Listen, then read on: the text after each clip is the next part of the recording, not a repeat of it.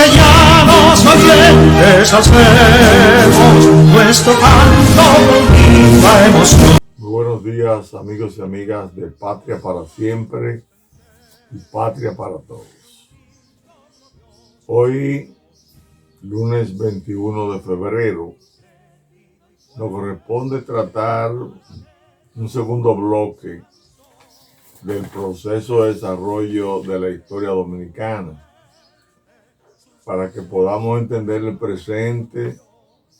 Tenemos que conocer el pasado, por lo menos parte de él, las partes más significativas para la comprensión de un presente como hoy que, como ustedes conocen, se debate en la forma prácticamente de la misma manera que hace 40 o 50 años. Los partidos políticos, para prepararse para unas elecciones, comienzan cada uno a buscar gente de diferentes lugares, que el otro se dividan, que el que esté arriba se fortalezca y que con el poder que tiene influya. Pero ninguno de los partidos políticos se ponen a estudiar ni la historia, ni los grandes acontecimientos que dentro de la historia favorecieron el desarrollo de la democracia. Ninguno está luchando por corregir. El primero que lo haga se va a ganar al pueblo por mucho tiempo.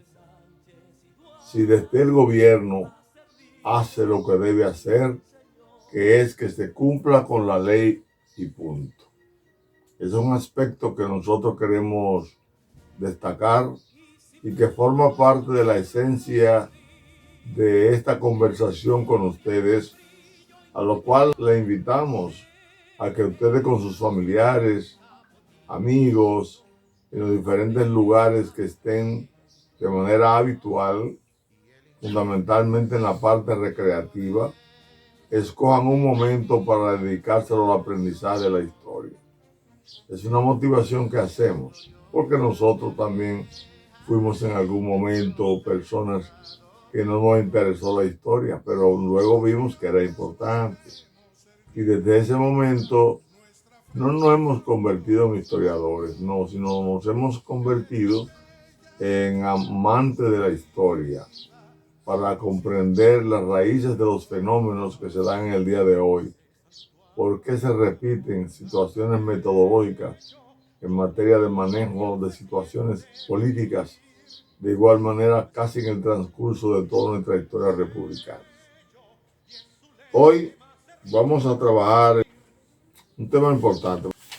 Ya vimos la llegada de los españoles, cómo vivían los indios, etcétera, el nacimiento de la producción de azúcar, la esclavitud, las encomiendas. Vimos muchas de esas cosas. Vimos también cómo se manejó el asunto de la ganadería, el monopolio, los contrabandos. Vimos muchas cosas de esas. Vimos las devastaciones de Osoria y las consecuencias de esa devastación que se dio en el 1605-1606. Vimos también cómo los bucaneros y filibusteros contribuyeron en la ocupación que se dio de la parte oeste, que quedó despoblada más o menos, y que también dejó muchas reses, que fue lo que motivó de alguna manera a los que ocuparon la isla de la Tortuga y la isla de San Cristóbal. Se asentaron ahí primero y luego, atraídos por esa mercancía que era el cuero de la vaca, lo que le podía permitir negociar con los corsarios, esos barcos que venían, que asaltaban, pero también con los que negociaban, que traían mercancía para cambiarla por esclavos negros y también por otra mercancía que no se producían en la isla a cambio del cuero de la vaca. Bien, hoy entonces nos vamos a embarcar, viendo que es importante, de la desocupación de la Tortuga al Tratado de Aranjuez. Estamos hablando de que a principios del siglo XVII se producen las devastaciones y ya en el primer tercio del siglo XVIII pues se crea el Tratado de Aranjuez. ¿Cómo pasamos nosotros de tener una isla Tortuga que ocuparon los franceses e ingleses y que lo desalojamos, a que se llegara a ocupar la parte oeste de la isla y llegar a un tratado como el Tratado de Aranjuez? Vamos a ver entonces. Fíjense, la invasión inglesa dejó entre los habitantes de Santo Domingo el sentimiento de que la española era la pieza más codiciada por los enemigos de España y que estos no tardarían en volver a atacarla. Por eso entonces despoblaron la Tortuga, por eso trajeron la guarnición que había allá para acá. A ese traslado de la guarnición militar de la Tortuga para acá, dejarla desocupada, solamente se opusieron 3 militares: Álvaro Garavito, Baltasar de Calderón y también Gabriel Rojas del Valle. Esos militares se opusieron, pero no pudieron porque la mayoría y los reyes de España estaban de acuerdo en dejar abandonada también, así como dejaron abandonada la parte oeste, que es el primer gran error que cometen y que le favoreció lo que es hoy la instalación del Estado haitiano, y luego la Tortuga, que es el segundo error que cometen, porque si no hubiesen trasladado todas las vacas y la gente para acá, hubieran destruido los pueblos de Vallajá, La Yaguana, Montecristi y Puerto Plata para formar aquí Puerto Plata y también Vallaguana. No se produce ese vacío del oeste, pero si se quedan, aunque sea cuidándolo desde la isla Tortuga, pues también hubiesen impedido que eso se diera. No se hizo así. Bueno, continuaron los franceses e ingleses aprovechando esas oportunidades, porque como les decía, los ingleses en la invasión que hicieron en el 1655, a partir del 23 de abril que llegaron a las costas de la isla, lo que no pudieron hacer los ingleses con unos 13,000 soldados para tomar la isla de Santo Domingo, lo consiguieron después los franceses por el descuido que hicieron los españoles para proteger la parte este de la isla española. Así nosotros vimos cómo se hizo una compañía de las Indias Occidentales. Por ejemplo, el rey nombró a Jeremy de Champs para que viniera como gobernador de la isla de la Tortuga, porque esa compañía que se hizo era una compañía que habían hecho los holandeses, por ejemplo, utilizando los capitalistas, la gente que había acumulado mucha riqueza allá en Holanda y esos pueblos vecinos, y logró conformar esa compañía, que era al tiempo de ser pirata, era también de orden política, porque estaba dirigido por el poder de Holanda, para que pudiera de alguna manera atacar las embarcaciones. Por ejemplo, en una ocasión ellos lograron más de 15,000 millones de moneda de la época, fruto de haber atrapado un barco cargado de oro que venían de México. Esas situaciones que se dieron fueron realmente decepcionantes para la colonia, pero lo obligaron entonces a tratar de llegar de alguna manera a proteger la isla. Como se habían descuidado, pues entonces a partir de ahí pudieron hacerlo. Se produjo entonces en el 1678 el Tratado de Nimega. Ese tratado inició un proceso de relaciones, permitió el inicio de unas relaciones económicas entre el pueblo de Francia y el pueblo español, que favoreció un tanto las relaciones económicas que se dieron entre los franceses ocupantes de la parte oeste y los españoles. Inclusive llegaron un momento a una alianza en el 1694 anglo-española contra los franceses. Eso fue parte de esas relaciones que se fueron dando económicas. También nosotros vemos que previo a eso Santiago fue ocupado y hubo una reacción de los españoles que atacaron el 21 de enero de 1691 a los franceses que habían atacado a Santiago. Ahí se dio la célebre batalla de la Limonada. Todos estos son elementos que se vienen dando en el proceso de integración. La realidad demandaba, la pobreza dominicana era muy grande como consecuencia de todo lo que estaba ocurriendo con el desamparo que venía haciendo España, que solamente ayudaba al sector burocrático, trayéndole unos recursos que se llamaban situados, que venían desde México. Pero eso no llegaba a todas partes, solamente para los militares y el sector civil que pertenecía a la burocracia española. Vimos entonces que la estrecha conexión de la economía colonial dominicana con el sistema comercial español en las Indias hicieron que Santo Domingo se viera decisivamente afectado por los vaivenes de la economía peninsular y que las causas que gobernaron la depresión y decadencia española en el siglo XVII operaran en forma similar en la decadencia económica dominicana durante el mismo periodo. Ocurrió entonces que en la isla en la Tortuga se produjeron siembras. También aquí se comenzó a sembrar el cacao en la parte española, pero en ese periodo del inicio del siglo XVIII se dieron también muchas epidemias. Fuimos afectados por epidemias y eso profundizó más la economía de la isla. La pobre economía de la isla produjo una ruralización. El país se convirtió en los pueblitos que habían en rurales, la gente escondida por la pobreza en que vivían, tanto los blancos como los negros. Ese elemento de pobreza que había, de alguna manera, provocó en lo que es la República Dominicana se profundizara mucho, pero también a tener que aceptar de alguna manera que se viera la dinámica económica de los que habían ocupado la parte oeste como una salida para la parte este que nosotros manejábamos, la cual mucha gente se dieron a la tarea de acaparar la riqueza. Tenemos el caso del comerciante Rodrigo de Pimentel y el arzobispo de Santo Domingo. El arzobispo era el administrador de los bienes y renta de la catedral, que todavía antes de la crisis de 1666, por ejemplo, era mucho.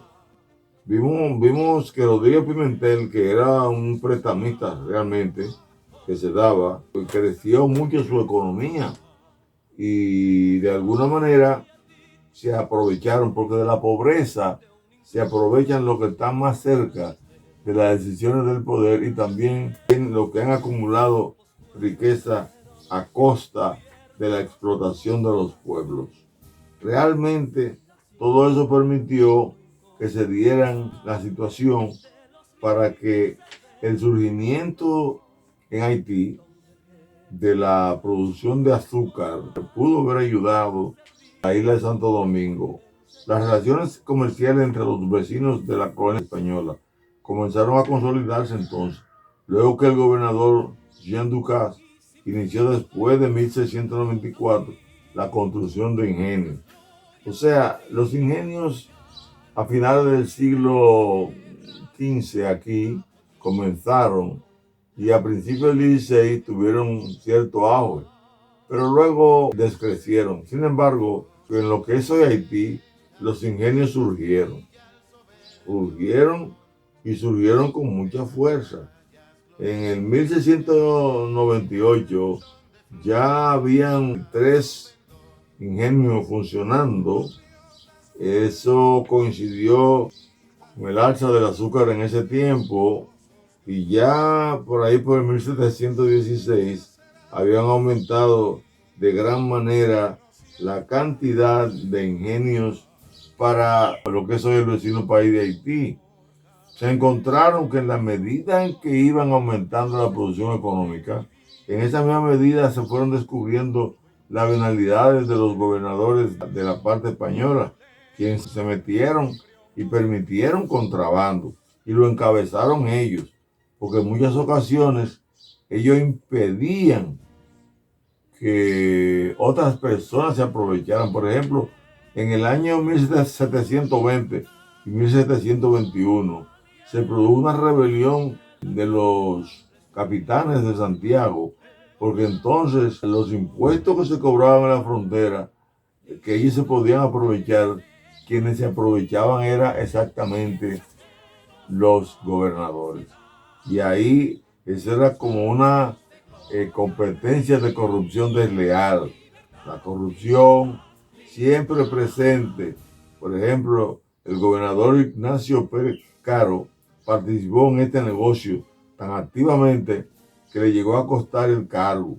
Los contrabandistas extranjeros cambiaban sus manufacturas por cueros y otros productos de la tierra. Era una situación que nosotros podemos ver que el entusiasmo por tales éxitos de la corrupción duró poco, pues ya en 1701 la Real Audiencia se vio obligada a suspender las licencias, porque los mismos corsarios empezaron a ejercer el contrabando, ocultando las presas que hacían y vendiendo lo capturado a los vecinos. Los corsarios no desaparecieron con la suspensión dictada por la Real Audiencia. Como se recuerda, entre 1702 y 1713 se dio la guerra de la sucesión española que enfrentó a España y Francia contra Inglaterra, y durante todo este tiempo que duraron los españoles, no solo de Santo Domingo, sino también de Cuba y Puerto Rico, volvieron a armar sus corsos y la emprendieron contra todo tipo de embarcación inglesa que encontraran. Ahí esto lo salvó un poco el Tratado de Utrecht del año de 1703, y esto abrió las puertas para que se fueran de alguna manera creando las condiciones para continuar hacia adelante, hasta que en el 1731 se produjo el primer acuerdo fronterizo en materia comercial y casi política entre los franceses y los españoles. La necesidad comercial por sobrevivir, fundamentalmente este país, y el otro por poder recibir la carne, entre otros productos que necesitaban para mantener los esclavos como productores. Es que había que conservarle la vida, porque a un esclavo no se alimenta por razones humanitarias, sino por necesidad de producción, porque es una máquina que si no está alimentada no puede producir lo suficiente en la corta vida que tenía. La ocupación francesa de la tierra fronteriza entonces se fue dando en medio de todas estas situaciones de la vida, de la realidad, de la objetividad, la necesidad de sobrevivir, la necesidad de conseguir algún tipo de riqueza aprovechando el poder. Todas estas cosas se fueron dando en esos tiempos hasta que llegamos a la ocupación de la tierra fronteriza. La presencia de los franceses en las tierras occidentales de la isla y el desarrollo económico de sus colonias atrajeron la atención de los vecinos del interior de Santo Domingo y fomentaron el auge del comercio de ganado y de mercancía entre ambas regiones. O sea, ya el comercio de aquí, de la parte este de la isla, la que teníamos nosotros, se fue dinamizando. Vimos entonces inclusive que se produjo la paz de Ryswick. Todo esto alentó el que los franceses pudieran finalmente retener la tierra, porque pues cuando se les quiso demandar para que ellos le entregaran, ellos dijeron que no, que eso era un derecho de conquista, que habían pasado mucho tiempo, y trataron de mantener su territorio mediante una especie de política de tolerancia que los mismos favorecidos en términos de comercio de la República Dominicana propiciaban esas condiciones para que ellos siguieran usufructuando la tierra. Y vimos ahí, por ejemplo, que se llegó a fundar el puesto de Dajabón en el 1727. Eso consolidaba ya la legalidad de la tierra de las dos partes, y se ve que que el primer acuerdo de límites se dio en el río Dajabón como frontera del norte. Eso fue en el 1731, que coincide con el acuerdo comercial que se dio en ese año. Las relaciones comerciales influyeron mucho, la necesidad que teníamos nosotros de mantenernos, influyeron mucho en que los franceses se pudieran quedar con la tierra. Inclusive hubo plan para ceder Santo Domingo a Francia. Eso que se dio en el Tratado de Basilea de 1795, y ya en el 1741 se estaba auspiciando. Esto se notó muy claramente en 1741, cuando llegó al cabo la noticia de que Francia y España estaban conversando sobre la posibilidad de ceder la colonia española a Francia para que ésta poseyera la isla entera.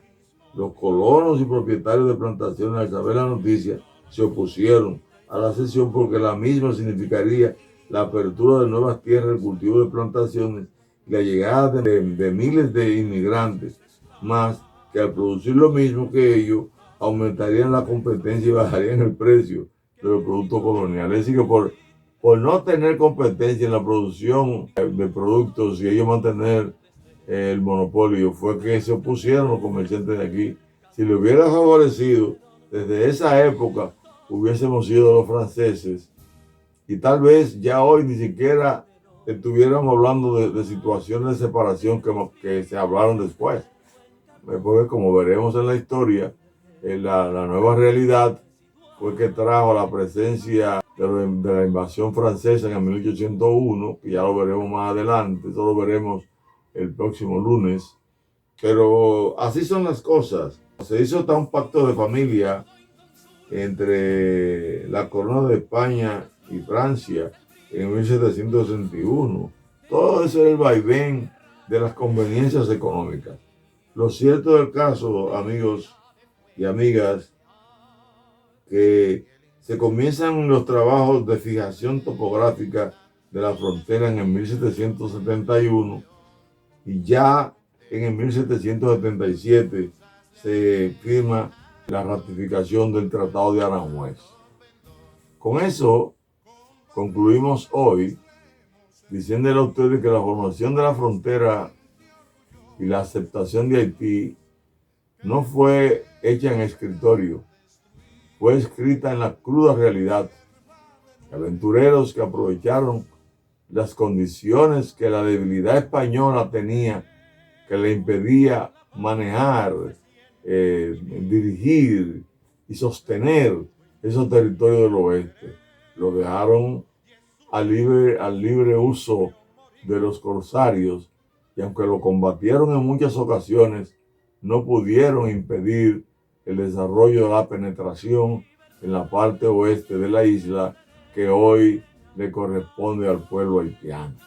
Así que, pensando en que la historia hay que analizarla, les invitamos a que ustedes sigan sus investigaciones también, que ponderen lo que estamos haciendo, no que lo imiten, no, pero que ustedes lo hagan también y se reúnan con su familia y sus compañeros, porque definitivamente el estudio cívico, el estudio ético, el estudio del patriotismo dominicano, que va conjuntamente con el proceso de desarrollo histórico, así como el conocimiento del Estado, es una obligación para fortalecer nuestro sistema democrático. Fortalecer nuestro sistema democrático significa que vamos a tener un Estado donde se haga lo que hay que hacer, que es que se cumpla con la ley. Y cuando eso se dé, las desigualdades sociales que hay van a disminuir. La inclusión en el manejo de la cosa pública por parte del poder del pueblo será una realidad, pero tenemos que crear el hábito de estudiar, sacar un pequeño tiempo en el día para aprender algo que nos va a ayudar a todos a vivir en un verdadero Estado social y democrático de derecho. En este mes de la patria, nosotros nos alegramos de tomar con ustedes este tiempo para compartir todas estas cosas y darle la oportunidad y motivarlos para que ustedes continúen investigando y aprendiendo las que en esta exposición de hoy hicieron falta. Hasta el próximo lunes. Que Dios los bendiga a todos y todas. Soldados valientes, empezó la revolución. Hay poder